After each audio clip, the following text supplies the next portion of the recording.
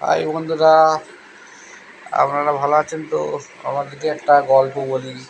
আমার আমার জীবনের গল্প। একদিন আমি অনেক দূরত্ব সাইকেল দিয়ে গেছিলাম, খুব রোদ্দুর। আমি বট গাছের গোড়ায় বসে আছি।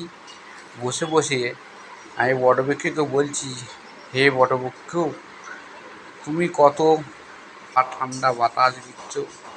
বটবৃক্ষটা তখন বলছে, তুই কে রে বাছাধন, আমাকে এরম করে বলছিস?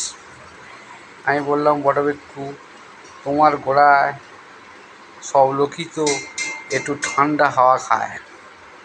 বটবৃক্ষকে বলছি, তোমার তো 2000 বছর আয়ু, তুমি তো বর প্রাপ্ত। তখন বটবৃক্ষটা কেঁদে বলছে, আমার কত দুঃখ জানিস?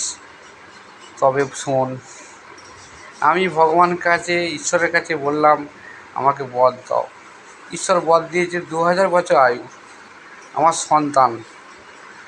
এখন ঈশ্বর বলল, তোর সন্তান মানে মাটিতে হবে না, স্বর্গে হবে। আমি তো খুব আনন্দে যে আমার সন্তানরা স্বর্গে হবে। স্বর্গে বলে আমি জানি স্বর্গে, বুঝতে পারিনি। তারপরে বর নিয়ে আমি যখন মাটিতে, আমার সন্তান তো হবে না, স্বর্গে বলে কোনটা জানো? না, ইটের পাঁজা, পোড়ো বাড়ি, পোড়ো পাঁচির, তাতে আমার সন্তানরা হয়। তখন আমি ভাবলাম, ভগবান আমার সঙ্গে চালাকি করলো। আমার সন্তানরা ওই স্বর্গে নয়, ইটের পাঁজায় আর পোড়ো বাড়ি। আমি খুব দুঃখতেই আছি।